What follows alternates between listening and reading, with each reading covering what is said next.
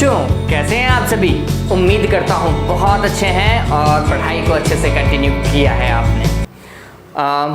11th अगर आप चाहें तो धीरे धीरे करते हुए मतलब देखते हुए चलिए। 11th का बेस कभी मत भूलना, बहुत काम आने वाला है। कारण बता देता हूँ, क्योंकि जब आप इस साल के बाद में कॉम्पिटिटिव एग्ज़ाम फाइट करोगे ना बच्चों, पेपर बहुत इजी आने वाला है। 2022 का और 2021 में अगर पेपर लग जाते हैं नीट के, IIT के, ये पेपर बहुत ईजी आने वाले हैं।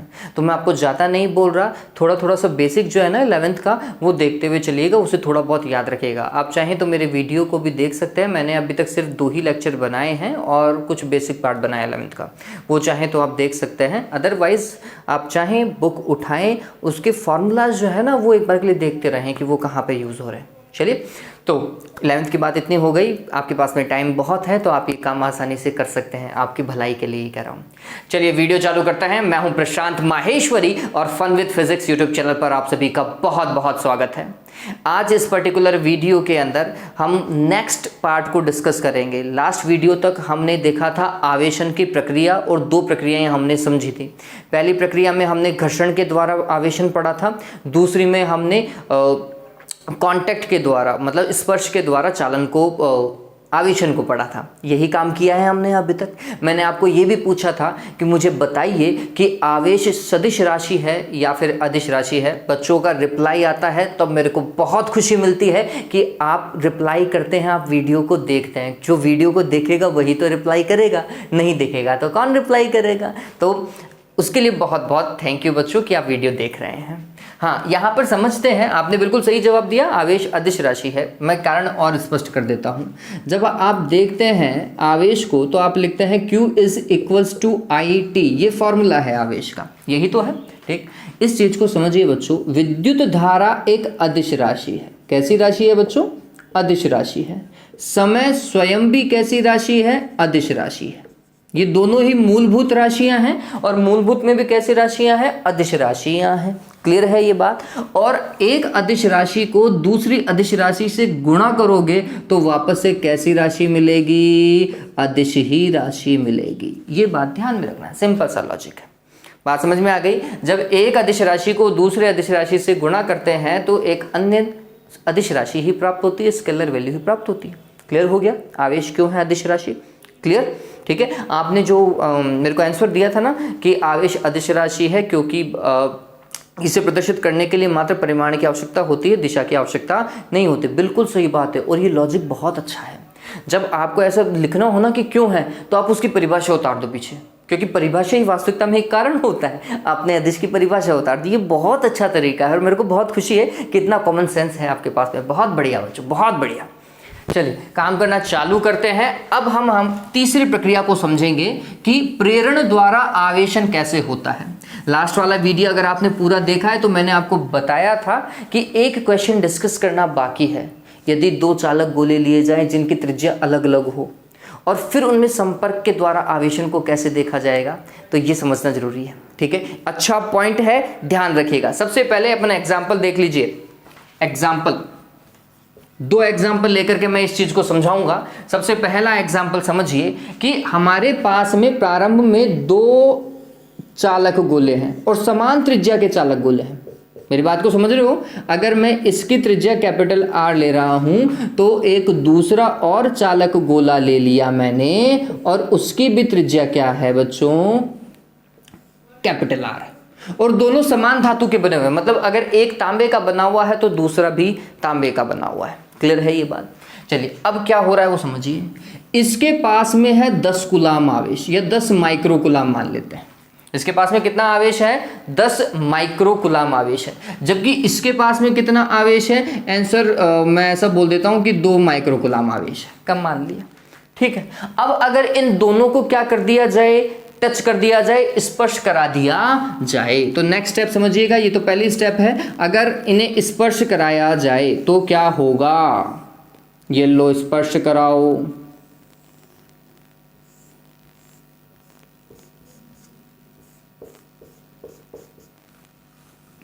ये ए गोला है, ये बी गोला है। Second step. तो यहां पर इसके पास में 10 माइक्रो कूलाम है और इसके पास में -2 माइक्रो कूलाम आवेश है। इतना ही है। ठीक, तो इस पूरे निकाय का, इस पूरे सिस्टम का आवेश कितना होगा, तो ये ध्यान में रखो, आवेश को डायरेक्ट जोड़ते हो आप, सीधा सीधा जोड़ दो, 10 इसका माइनस 2 इसका, तो हमने लिखा 10 माइनस 2, यही होगा, और माइक्रोकुलाम लगा दीजिए, तो कितना हो जाएगा, आंसर है 8 माइक्रोकुलाम। पूरे निकाय का कुल आवेश कितना है, 8 माइक्रोकुलाम है भाई, क्योंकि 10 तो इसका प्लस का था, इसका माइनस का 2 था, 2 माइनस का था कुल मिलाकर के। ठीक, अब क्या हुआ, नेक्स्ट स्टेप समझिए, अब हम इन गोलों को अलग अलग करेंगे। जैसे ही अलग अलग करेंगे, मैंने आपको लास्ट टाइम बताया था, अगर गोले एक जैसे हैं तो आवेश जो है वो आधा आधा बढ़ जाता है, Q/2 और Q/2 होता है, ऐसा ही बताया था। ठीक, अगर उनकी त्रिज्याएं सब कुछ समान है, तो हमने बोला कि इन दोनों गोलों को स्पर्श करा करके अलग अलग कर दो भैया।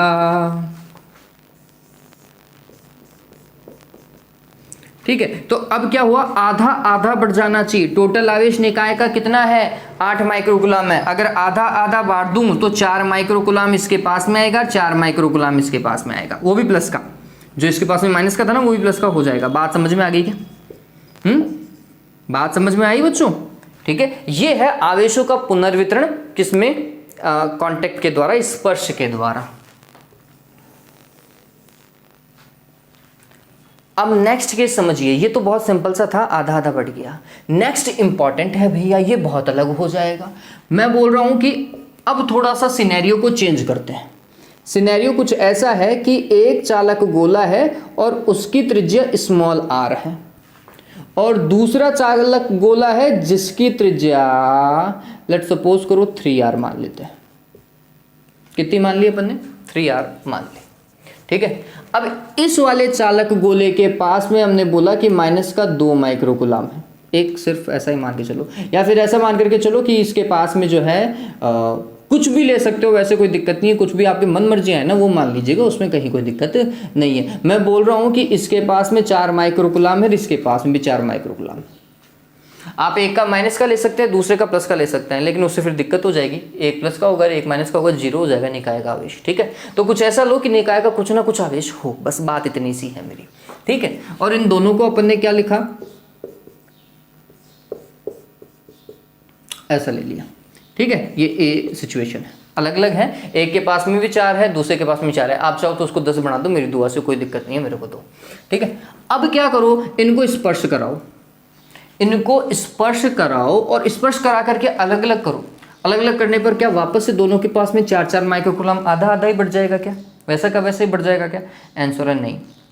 आवेश जो है वो त्रिज्या के ऊपर निर्भर कर जाएगा। जो बड़ा गोला है उसके पास में ज़्यादा आवेश आएगा, जो छोटा गोला है उसके पास में कम आवेश आएगा। यहाँ पर एक कॉन्सेप्ट लागू होता है बच्चों, क्या भैया, वो कॉन्सेप्ट क्या है? तो यहाँ पर कॉन्सेप्ट लागू होता है summation Q divided by summation R। ठीक है, summation Q divided by summation R, इसे बोलते हैं प्रति एकांक त्रिज्या पर आवेश। प्रति एकांक त्रिज्या पर आवेश, मतलब 1 सेंटीमीटर या 1 मीटर त्रिज्या पर कितना आवेश है वो। ठीक, तो ये हमने देखा summation Q by R। Summation Q by R कितना है? तो समीशन Q करो, 4 माइक्रोकुलाम एक का और 4 माइक्रोकुलाम दूसरे का, divided by summation R। Summation R इसका भी R है और इसका 3R है, तो हमने लिखा R प्लस 3R। ठीक है, तो ये कितना हो गया? आंसर है 8 माइक्रोकुलाम बटे 4R। इसका मतलब समझिए 2 माइक्रोकुलाम प्रति R। मेरी बात को समझ रहे हो कि ये क्या बता रहा है? ये बता रहा है कि R त्रिज्या के गोले पर कितना आवेश होगा? 2 माइक्रोकुलाम। तो अगर त्रिज्या 2R हो तो 2R त्रिज्या के गोले पर कितना आवेश होगा? तो इसका 10 डबल। R त्रिज्या के गोले है तो आवेश, ये इसका मतलब समझिए, इसका मतलब ये है R त्रिज्या के गोले पर आवेश है 2 माइक्रोकुलाम। इसका मतलब 2R त्रिज्या के गोले पर कितना आ जाएगा? 4 माइक्रोकुलाम। अगर गोले की त्रिज्या 3R होती तो फिर उसके ऊपर कितना आ जाता? इसको 3 से गुणा कर दो, कितना? 6 माइक्रोकुलाम। ये है वितरण का तरीका। जो बड़ा त्रिज्या वाला गोला होगा उसके पास में आवेश भी ज्यादा होगा, जो छोटी त्रिज्या वाला गोला होगा उसके पास में आवेश भी कम होगा। ठीक है, ये कॉन्सेप्ट है इसका। चलिए तो इसका काम करना चालू करते हैं। काम कैसे करेंगे?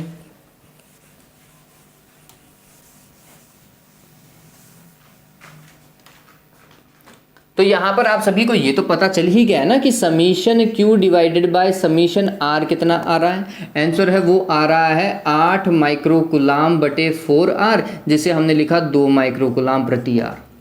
ठीक है, चलो अब नेक्स्ट स्टेप में स्पर्श कराते हैं। ये स्पर्श कराया, ठीक है, आपको आवेश तो पता चली गया। अब मैं सिर्फ आपको रूपरेखा ही बता रहा हूँ। ये R त्रिज्या का गोला था और ये 3R त्रिज्या का गोला था। सिस्टम का पूरा आवेश समीशन Q का मान है 8 माइक्रोकुलाम और सिस्टम की पूरी त्रिज्या देखते तो वो है 4R। ठीक, जिससे हमारे पास में ये डेटा आया।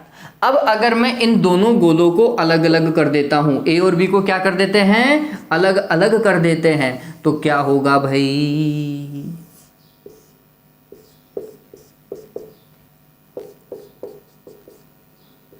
ये R त्रिज्या और ये 3R त्रिज्या। देखिए, तो हमने बोला प्रति R त्रिज्या पर आवेश कितना है, 2 माइक्रोकुलाम। तो 3R त्रिज्या पे कितना होगा, इसका सिंपल सा तरीका है भाई। तो ये इसे B गोला लिखेंगे, इसे A गोला। तो हमने लिखा B गोले हेतु ये जो आपके पास में है ना summation Q divided by summation R, उसको उस पर्टिकुलर गोले की त्रिज्या से मल्टीप्लाई कर दो। उसकी त्रिज्या कितनी है, 3R। ठीक है, पर्टिकुलर गोले की त्रिज्या से मल्टीप्लाई कर दो, आपको आवेश पता चल जाएगा।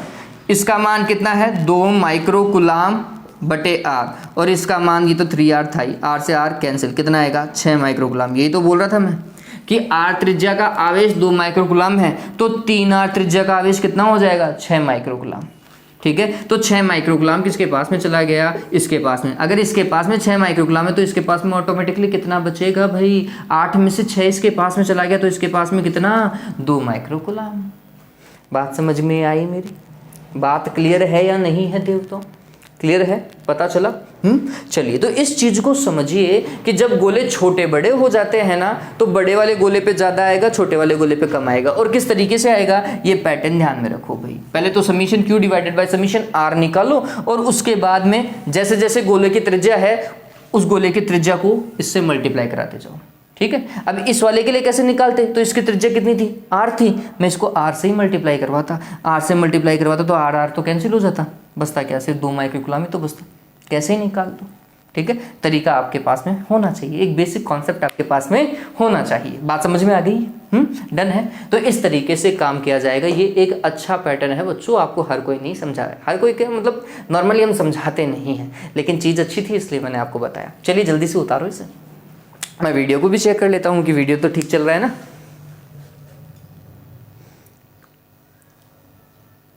पढ़ाई अच्छे से कीजिएगा बच्चों, पढ़ाई में किसी तरीके की कोई ढिलाई नहीं बरतनी है हमें।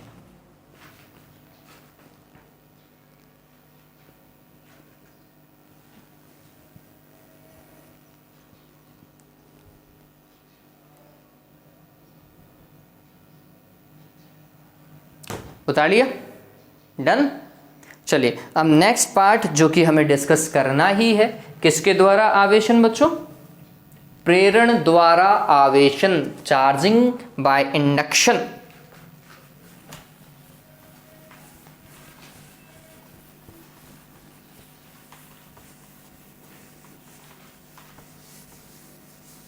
Charging by induction. और एक जैसे ही अपन कूलाम के नियम को पूरा कर लेंगे ना बच्चों, इस चैनल पे आप देखेंगे कि फाउंडेशन की क्लास भी इस समय आ रही हैं। तो जैसे ही कूलाम का नियम पूरा हो जाए ना, कूलाम बल पूरा हो जाए, वैद्युत बल पूरा हो जाए, वैसे ही वो फाउंडेशन की क्लास देखना चालू कर दीजिएगा शुरुआत से। आपके लिए इतने सारे सवाल हो जाएंगे ना कि आप कभी भी न्यूमेरिकल से तो नहीं घबराओगे, जिंदगी में नहीं घबराओगे। इतने सवाल मैं करवा दूंगा आपको, ठीक है। तो जिंदगी में कभी न्यूमेरिकल से घबराओगे ही नहीं, इसकी गारंटी लेता हूँ। बस मेरे साथ में बने रहिए, और क्या करना है आपको, अपने फ्रेंड्स के साथ में इस चैनल को शेयर करते जाना है। तो अभी तक नहीं किया तो जल्दी से पहले शेयर कर दो ताकि और भी देख लें आपके साथ में। ऑलराइट, और वीडियो को लाइक करो। अब है नेक्स्ट पॉइंट, तीसरा, आवेशन की तीसरी विधि प्रेरण। लिख लीजिए, प्रेरण द्वारा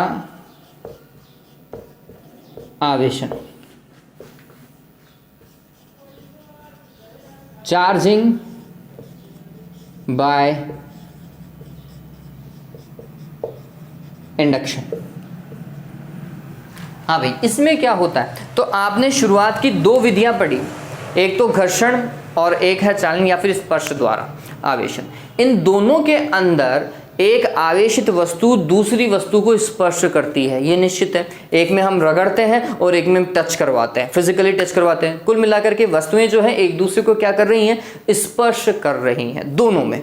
ये वो विधि है जिसमें हम किसी अनावेशित वस्तु को बिना स्पर्श कराए ही आवेशित करने का प्रयास करेंगे बच्चों, ठीक है। और वही विधि क्या कहलाती है, प्रेरण द्वारा आवेशन कहलाती है। आप चाहें तो शुरुआत में थ्योरी के लिए 4-5 लाइनें छोड़ दीजिएगा, फिर चलो मैं ही छोड़ देता हूं, उतने में आपको बाद में लिखा दूंगा। स्टेप समझिए इसमें होता क्या है बच्चों। तो सबसे पहले इसकी जो पहली स्टेप है, स्टेप फर्स्ट, हम इसे 4 या फिर 5 स्टेप के अंदर कंप्लीट करेंगे। हमारे पास में स्टेप फर्स्ट के अंदर एक गोला है, एक चालक गोला मान लीजिए, और अनावेशित गोला है। ये कैसा गोला है बच्चों, एक अनावेशित गोला है, ठीक है। तो हमने लिखा अनावेशित, अनावेशित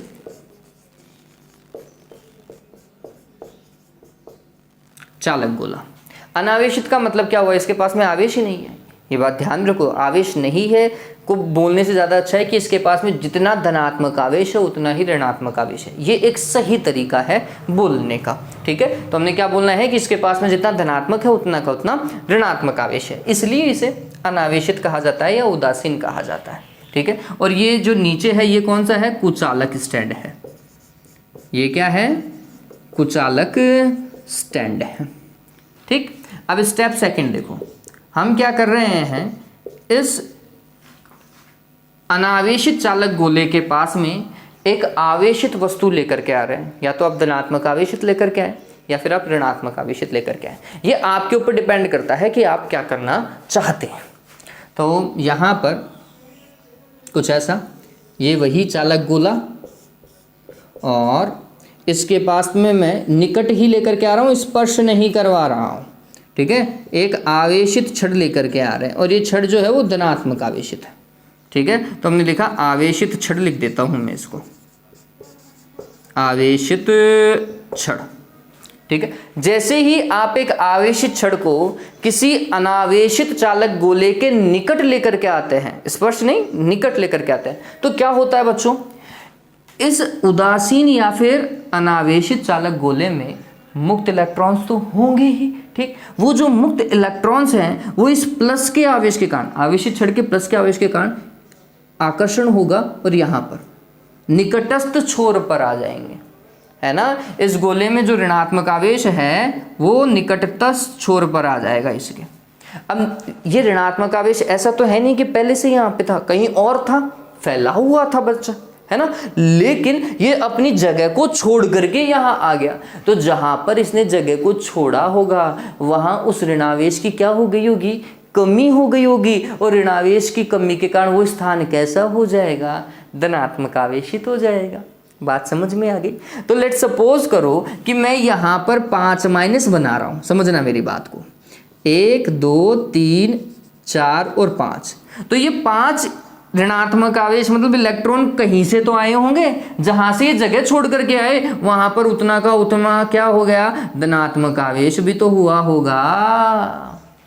क्लियर है ये बात। तो हम बोलते हैं कि उस चालक गोले का ऋणात्मक आवेश आकर्षण के कारण छड़ के निकटस्थ छोर पर आ जाता है, छड़ के निकटस्थ छोर पर आता है, जबकि धनात्मक आवेश जो है, ऋणात्मक आवेश तो निकटस्थ छोर पर आ गया, जबकि धनात्मक आवेश प्रतिकर्षण के कारण विपरीत छोर पर चला जाता है। ये विपरीत छोर ही तो है इसका, ठीक है। चाहे तो आप गोले को नाम दे दीजिए, मैं इस गोले को नाम क्या दे रहा हूं, ए नाम दे रहा हूं। बात समझ में आ गई क्या। अब मेरे को ये बताओ कि ये गोला ए जो है ये आवेशित हुआ या फिर अभी भी उदासीन है। सोचिए इस चीज को कि क्या ये गोला आवेशित हो चुका है। मुझे लगता है कि आप में से बहुत सारे बच्चे ये बोलेंगे कि सर आवेशित हो गया। नहीं बच्चों, कैसे आवेशित हो गया, जितना माइनस का उतना प्लस का है। अभी भी ये क्या है, उदासीन है, अनावेशित है, आवेशित अभी तक नहीं हुआ है ये, ठीक है। बात समझो, अभी तो सिर्फ इसमें क्या हुआ, पोलराइजेशन हो गया, ध्रुवण हो गया। इसमें क्या हुआ, ध्रुवण हो गया। ध्रुवण मतलब माइनस वाले अलग प्लस वाले अलग, इसे बोलते हैं ध्रुवण, पोलराइजेशन हो गया इसका। ये बात समझ में आ गई ना, ऐसा काम हुआ। अब हमें इसे आवेशित करना है। आवेशित करना है तो हमने एक सिंपल सा कॉन्सेप्ट यूज किया कि भैया इसके दूसरे छोर को, विपरीत छोर को भूसंपर्कित कर दो। क्या कर दो?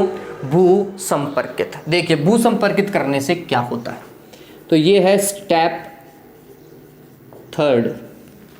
स्टेप थर्ड में क्या होगा?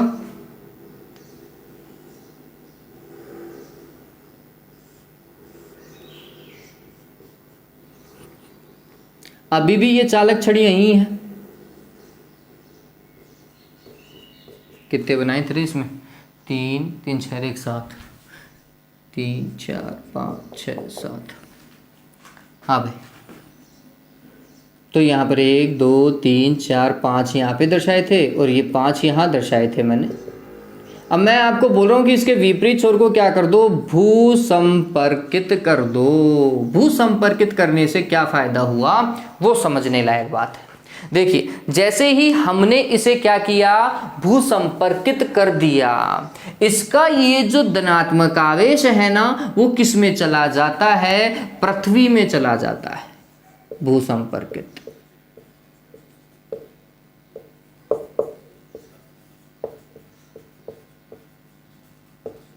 इसका जो धनात्मक आवेश है वो किस में चला जाता है? पृथ्वी में चला जाता है। अब पहले कॉन्सेप्ट को समझिए, धनात्मक आवेश कैसे जाएगा?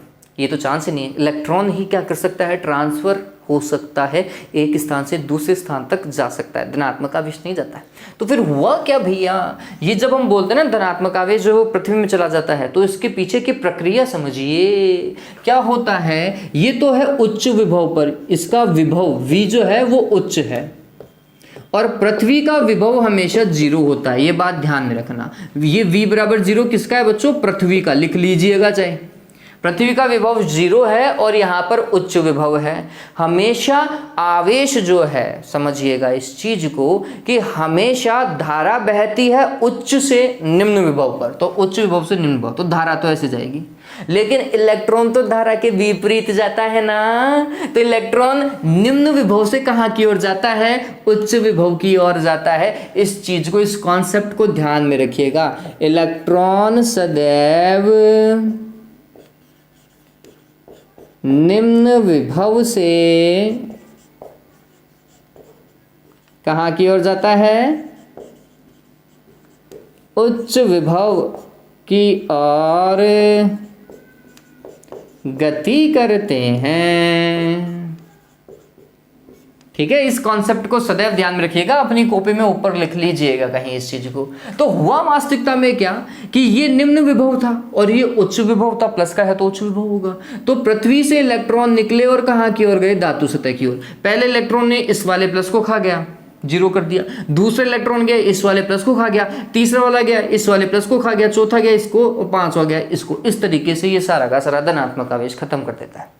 बात समझ में आ गई? तो हम डायरेक्ट बोल देते हैं कि भाई सारा का सारा धनात्मक आवेश कहाँ चला जाता है? पृथ्वी में चला जाता है। ठीक है, जबकि प्रक्रिया समझिए। प्रक्रिया क्या है? पृथ्वी से इलेक्ट्रॉन कहाँ की ओर गया? चालक की ओर गया।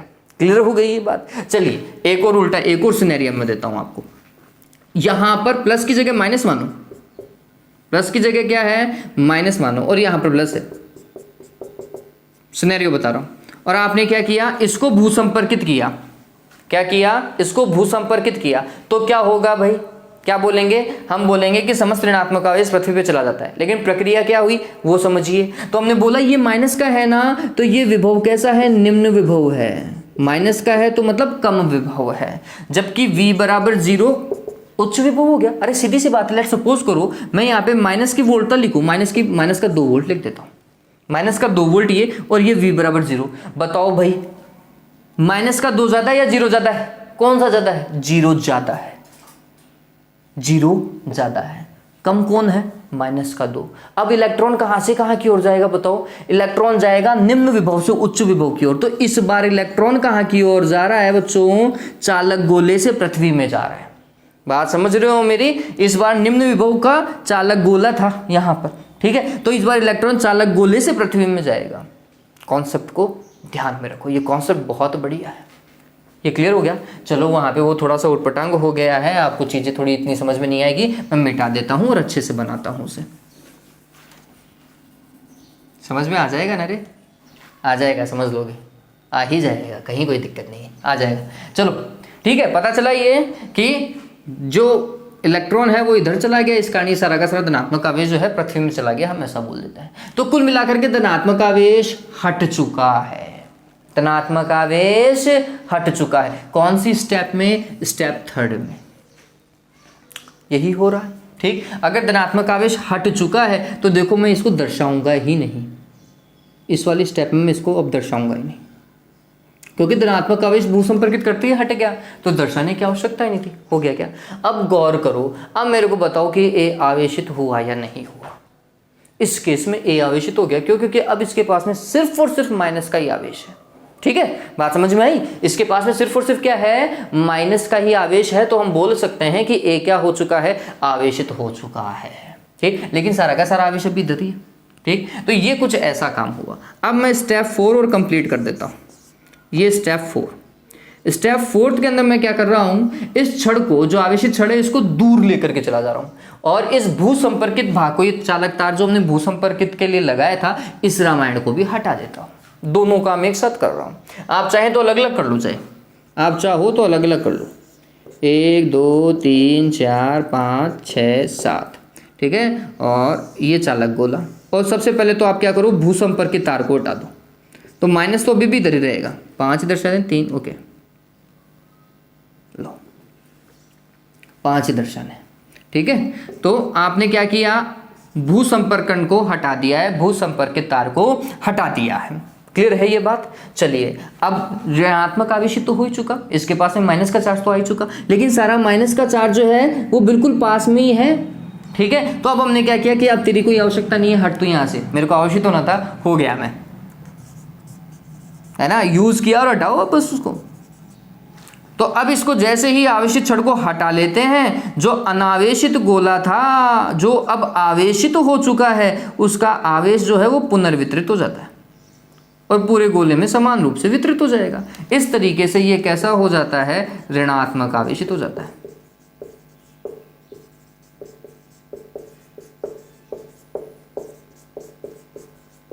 पहले ये गोला कैसा था? अनावेशित था। अब ये एक गोला कैसा है? ऋणात्मक आवेशित है। ठीक, कब? जब आप कौन सी छड़ लेकर के आए? प्लस की छड़ लेकर के आए। प्लस की छड़ लेकर के आ रहे हो तो गोला माइनस का, और जब गलती से माइनस की छड़ लेकर के आते तो प्लस का हो जाता है ये आवेशित। ध्यान में रखना। ठीक है, बात समझ में आई? तो ये प्रक्रिया क्या है? हमने क्या इसमें स्पष्ट कराया? नहीं, स्पष्ट नहीं कराया, हम सिर्फ पास में ही लेकर के गए और सारी रामायण तो खुद ही हो गई। ठीक है, तो ये प्रेरण द्वारा आवेशन क्या है? तो हम बोलते हैं प्रेरण द्वारा आवेशन, आवेशन की वह विधि है जिसमें किसी आवेशित छड़ को किसी अनावेशित चालक गोले के निकट लाने पर वह अनावेशित चालक गोला विपरीत प्रकृति के, ये प्लस का है तो दूसरा क्या हो गया? विपरीत प्रकृति का हो गया। तो वह अनावेशित चालक गोला विपरीत प्रकृति के आवेश से आवेशित हो जाता है। बात समझ में आई नहीं आई? आई कि प्रेरण द्वारा आवेशन में क्या होता है? जब किसी आवेशित छड़ को किसी अनावेशित चालक गोले के निकट लाते हैं तो वह विपरीत प्रकृति के आवेश से क्या हो जाता है? आवेशित हो जाता है। पहले तो स्टेप बाय स्टेप इन सारी चीज़ों को उतारो, उसके बाद में मैं लिखा भी देता हूँ। ठीक है, और इतनी देर में मैं वीडियो को देख लेता हूँ कि कैसा चल रहा है। ये बात समझ में आई ना बच्चों? ये बहुत सिंपल है। डायग्राम को अच्छे से उतार लीजिए, डायग्राम को अच्छे से उतारें।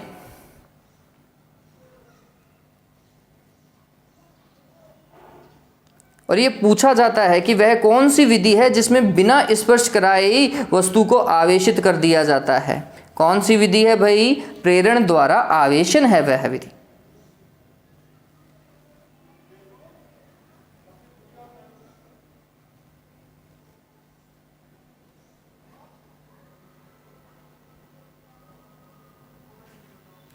उतार लिया बच्चों? चलिए लिखना चालू करें।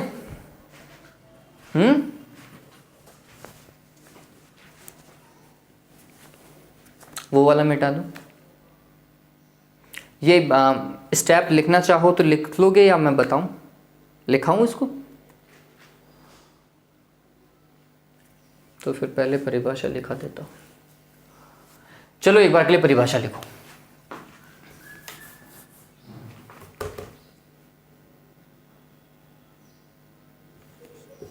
वह विधि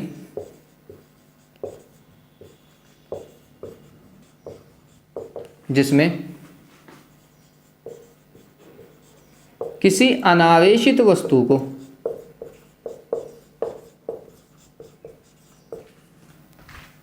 आवेशित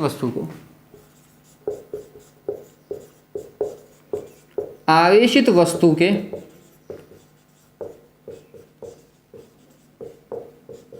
निकट लाकर, ब्रैकेट में लिख लीजिए, बिना स्पर्श कराए, बिना स्पर्श कराए अनावेशित वस्तु को खा गया मैं, को आवेशित वस्तु के निकट लाकर विपरीत प्रकृति के आवेश से आवेशित किया जाता है,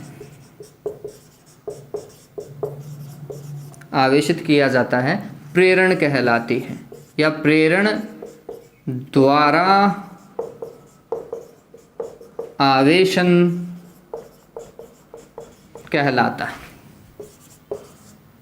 ठीक है, डन। चलिए अब इसके बाद में लिखते जाएंगे। स्टेप फर्स्ट के अंदर लिखिए, या स्टेप फर्स्ट, हाँ चलो स्टेप फर्स्ट डाल दो, इसके अंदर मैं ये दोनों एक साथ लिख दूंगा। लिखें, स्टेप फर्स्ट में लिखें, सर्वप्रथम एक अनावेशित चालक गोले। स्टेप फर्स्ट में क्या लिखोगे? सर्वप्रथम एक अनावेशित चालक गोले के निकट एक धनात्मक आवेशित छड़ को लाया जाता है। वापस से लिख लीजिए, वापस से सुनो। सर्वप्रथम एक अनावेशित चालक गोले ए के निकट, अनावेशित चालक गोले ए के निकट आवेशित चालक छड़ या धनावेशित चालक छड़ को लाया जाता है। लिख लिया ये? चलिए अब इसके आगे मैं लिख देता हूँ, तो वो स्टेप को मैं हटा ही देता हूँ, है ना। अब इसको हटा देता हूँ, अब यहाँ से मैं लिखना चालू कर रहा हूँ। ये पता चल गया ना, लाया जाता है। उससे क्या हुआ, उसी स्टेप में लिखना है, उसी स्टेप में लिखना है, फर्स्ट स्टेप में ही लिखना है। जिससे जिससे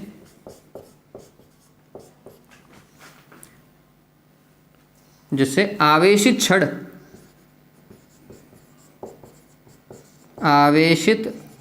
छड़ के निकट स्थित गोले के भाग पर ऋण आवेश एकत्रित हो जाता है तथा उतना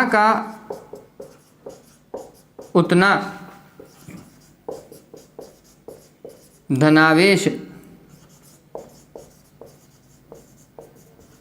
प्रतिकर्षण के कारण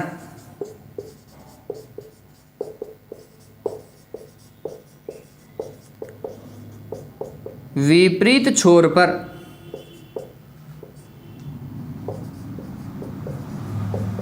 प्रेरित होता है, विपरीत छोर पर प्रेरित होता है। ठीक है, लिख लिया। अब इस वाले स्टेप को अपन लिखेंगे। ये एक स्टेप और फर्स्ट और सेकंड स्टेप दोनों कंप्लीट हो गई हैं। अब इस वाले स्टेप के लिए लिखेंगे, लेकिन मैं इसे 2 नंबर पे ही डाल रहा हूँ। क्या होगा भैया, देखो, अब चालक गोले ए के विपरीत छोर को या दूरस्थ छोर को भूसंपर्कित कर दिया जाता है। ठीक है,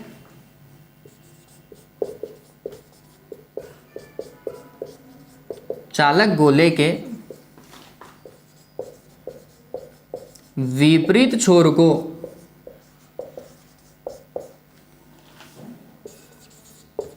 भूसंपर्कित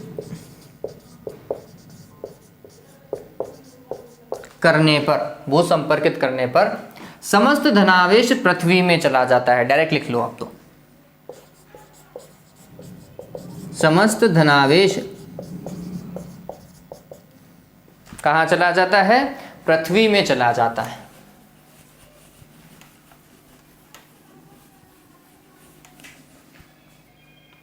समस्त धनावेश पृथ्वी में चला जाता है। दो हो गई। तीसरा देखो, अब हम क्या कर रहे हैं? ओके, एवं गोले पर मात्र ऋण आवेश ही शेष रह जाता है। ठीक है, डन हुआ ये चीज। ओके, अब क्या करेंगे? अब भू संपर्कित तार को भी हटा लेंगे। भू संपर्कित तार को भी हटा लो और उस आवेशित छड़ को भी हटा लो। तीसरी स्टेप में खत्म कर दे रहा हूं। अब भू संपर्कित तार को हटाने पर तथा आवेशित छड़ को बहुत दूर ले जाने पर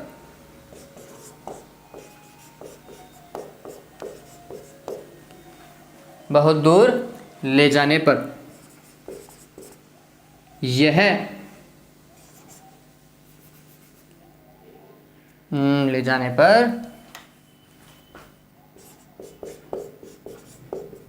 गोले का ऋणात्मक आवेश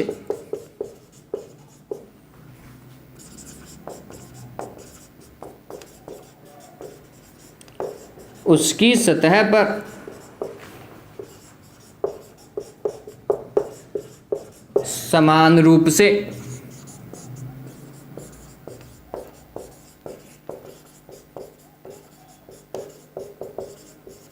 वितरित हो जाता है। ठीक है, ये है काम भी। बात समझ में आ गई? क्लियर? इस प्रकार प्रेरण द्वारा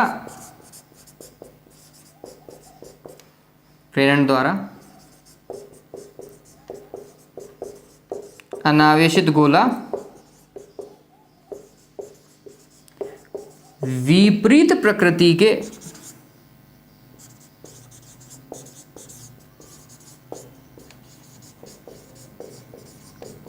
आवेश से आवेशित हो जाता है। यही तो है। तो ये बात ध्यान में रखना, प्रेरण में विपरीत प्रकृति का आवेश आता है, जबकि स्पर्श के अंदर या चालन वाली विधि के अंदर विपरीत प्रकृति का नहीं, समान प्रकृति का ही आवेश उत्पन्न होता है दूसरी वस्तु पर। ठीक है, इस चीज को हमें ध्यान में रखना है। क्लियर हो गया? डन है ये? चलिए, तो ये एक अच्छी विधि थी, प्रेरण द्वारा आवेशन। यहां पर एक सवाल भी है प्रेरण द्वारा आवेशन के अंदर। एक बार के लिए इसे उतार लीजिए, वो सवाल और डिस्कस कर लेते हैं। जल्दी से इसे उतार लीजिए, फिर वो सवाल और डिस्कस करते हैं।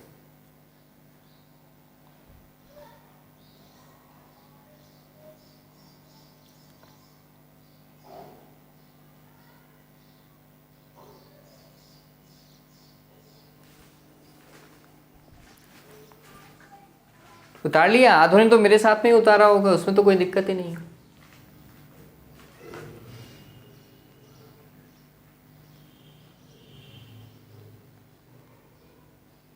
हो गया? चलिए देखिए अब आगे। इस प्रेरण का उपयोग करते ही अभी अपन ने क्या किया बच्चों? सिर्फ एक ही गोले को आवेशित किया। क्या हम प्रेरण का उपयोग करके दो गोलों को एक साथ आवेशित कर सकते हैं? बताओ भाई, क्या प्रेरण का उपयोग कर एक साथ दो गोलों को आवेशित किया जा सकता है या फिर नहीं किया जा सकता? इसको डिस्कस करेंगे। और ये एक एग्जाम्पल है आपकी बुक का और अच्छा पार्ट है ये।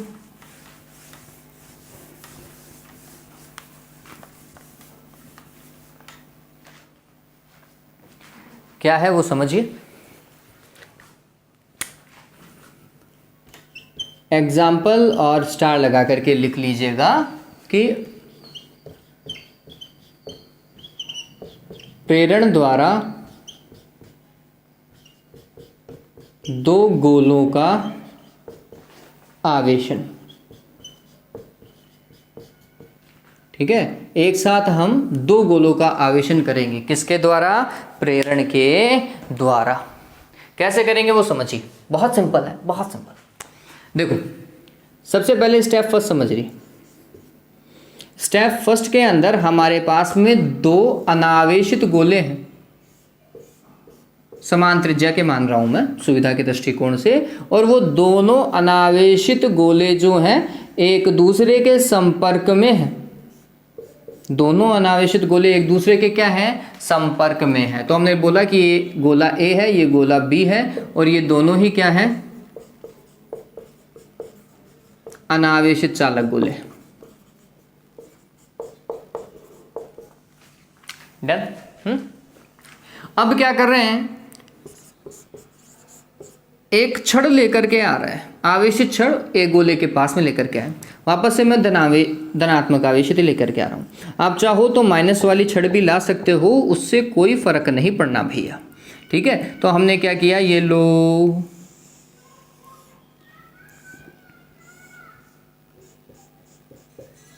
ऐसा लिया और इसके पास में एक प्लस की छड़ लेकर के आ गए।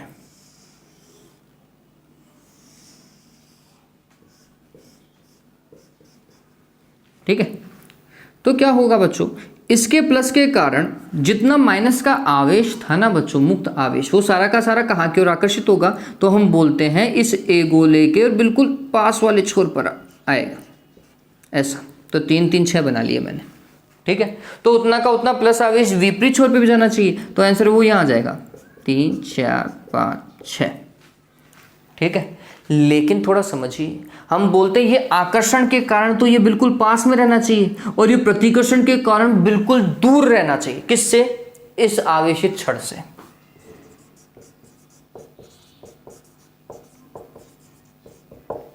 बात समझ रहे हो? मेरी बात को समझे। मैं बोल रहा हूं कि इस आवेशित छड़ के कारण ये जो ऋणात्मक आवेश है वो तो बिल्कुल पास में रहना चाहिए इस छड़ के, जबकि जो धनात्मक आवेश है, प्लस का आवेश को क्या करेगा? प्रतिकर्षित करेगा। तो जितना दूर हो सके उतना दूर फेंकेगा, जितना दूर हो सके उतना दूर अगर इसे फेंकना है तो फिर ये कहाँ जाएगा भाई? बी के बी दूरस्थ छोर पर, 4 5 और 6। पता चल गया? तो इस तरीके से माइनस का तो बिल्कुल पास आता है और प्लस का जितना दूर हो सके उतना दूर। गौर करो, ए और बी दोनों आवेशित हो चुके हैं, एक माइनस का और एक प्लस का। ठीक है, अब कैसे भी स्टेप को आप यूज कर सकते हो। आप चाहें तो इन दोनों को अलग अलग करो। वैसे मैं बोलूंगा आप सबसे पहले किसको हटाओ? आवेशित छड़ को हटा दो। स्टेप 3 में हम क्या कर रहे हैं? आवेशित छड़ को हटा रहे हैं। थर्ड में क्या करेंगे? आवेशित छड़ को जैसे ही हटा देंगे,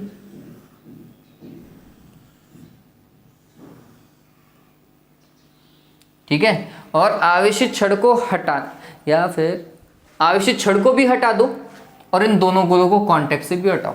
दोनों एक साथ करने पड़ेंगे, बिल्कुल दोनों एक साथ ही करने पड़ेंगे भैया। तो क्या होगा? आवेशित छड़ को भी हटाया और चालक गोलों को भी एक दूसरे से दूर दूर कर दिया। दोनों एक साथ कर रहा हूं।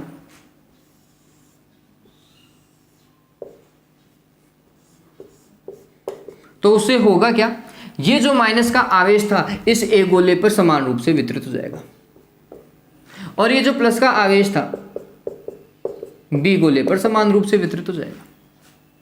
बात समझ में आई? ये बात क्लियर है? ठीक, तो इस बात को ध्यान में ही रखिएगा बच्चों। क्लियर है? आप चाहें तो इसको पहले ही दूर दूर कर लो, इसको बी गोले को पहले ही दूर दूर कर लो और आवेशित छड़ को यहीं पर ही रखो, एंड में लेकर के चले जाना, हटा लेना। नहीं तो आप एक साथ ही कर लीजिए कि आवेशित छड़ को दूर हटाने एवं दोनों गोलों को उसी समय दूर दूर कर देने पर वह आवेश दोनों गोलों पर, उनकी सतहों पर क्या हो जाता है? वितरित हो जाता है। ठीक है, क्या हो जाता है, वितरित हो जाता है। जल्दी से इस चीज़ को उतार लीजिए, स्टेप 3 के अंदर काम कंप्लीट हो गया अपना। पॉइंट ध्यान में रखिएगा, जल्दी से उतारो इस चीज़ को। आप चाहें तो इसे ज़्यादा स्टेप के साथ में भी कर सकते थे, कहीं कोई दिक्कत नहीं है। ज़्यादा स्टेप का मतलब क्या है, आप बीच में एक स्टेप को बढ़ा दो, कहीं कोई दिक्कत ही नहीं थी, है ना। बीच में एक स्टेप को बढ़ा दो, एक स्टेप को बढ़ाते तो कैसे करते, आप कुछ ऐसा बोल सकते थे, आप ऐसा चाहो चाहे। कुछ बच्चे बोलेंगे कि सर किताब में तो 4-5 स्टेप दी हुई है, मैं वैसे करूँगा। तो भैया कर लो, मैंने कब मना किया, तुम एक स्टेप बढ़ा लो, है ना। मैंने जो बोली अभी बीच में, मैंने आपको बोला था ना कि आप आवेशित छड़ को यहीं पर ही रखो और दोनों गोलों को दूर दूर कर दो, कर लो भाई, मैंने थोड़ी मना किया है आपको। थर्ड यहाँ पे कर लो चाहे आप, ठीक है। आप क्या कर सकते हो, ऐसा कर लो,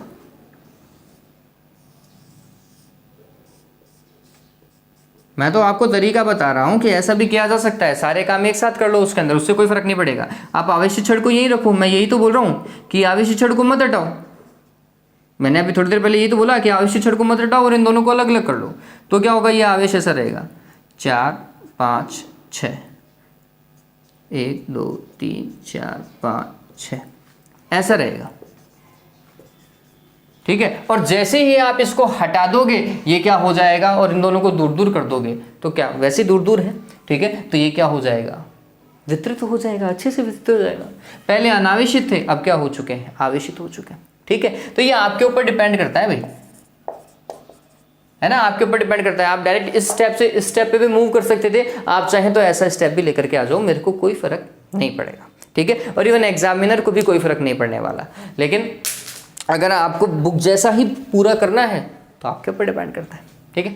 चलिए, तो उम्मीद करता हूँ ये समझ में आया, क्लियर है ये। तो हमने कौन कौन से पढ़ लिया, हमने चालन द्वारा आवेशन को, मतलब स्पर्श द्वारा आवेशन को वापस देखा, ठीक है। हमने प्रेरण द्वारा आवेशन के 2 भाग बहुत अच्छे से पढ़ लिए हैं। कुल मिलाकर के आवेशन का पूरा पॉइंट जो है अब हमारा कंप्लीट हो चुका है। ध्यान में रखिएगा, घर्षण में रब करते हैं, एक बॉडी इलेक्ट्रॉन को त्यागती है, दूसरी ग्रहण कर लेती है, इस तरीके से दोनों आवेशित हो जाती है। जबकि चालन के अंदर या स्पर्श के अंदर हम क्या करते हैं, अनावेशित वस्तु को स्पर्श कराते हैं आवेशित वस्तु के साथ में। प्रेरण में क्या करते हैं, अनावेशित वस्तु के पास में लेकर के जाते हैं एक आवेशित वस्तु को, ठीक है। बस प्रेरण में विपरीत प्रकृति का आवेश आ जाता है, ये ध्यान में रखने लायक बात है। उम्मीद करता हूं ये चीज आपको बहुत अच्छे से क्लियर हो गई होगी, ठीक। आगे हम जो पढ़ने वाले हैं उसके अंदर हम देखेंगे कि आवेश और द्रव्यमान में क्या अंतर होता है सामान्यतः, पहला पॉइंट। दूसरा पॉइंट ये पढ़ेंगे कि आवेश की वास्तविकता में और कितने गुणधर्म हैं। हो सके तो गोल्ड लीफ इलेक्ट्रोस्कोप मतलब स्वर्ण पत्र विद्युतदर्शी को भी डिस्कस करेंगे, ठीक है। तो पढ़िए इस चीज़ को अच्छे से, ठीक है। और नेक्स्ट वाले वीडियो के अंदर उन सारी चीज़ों को कवर करने की कोशिश करेंगे। वीडियो को जितना हो सके उतना शेयर कीजिए, हो सके तो लाइक भी कीजिएगा। Have a good day, take care बच्चों।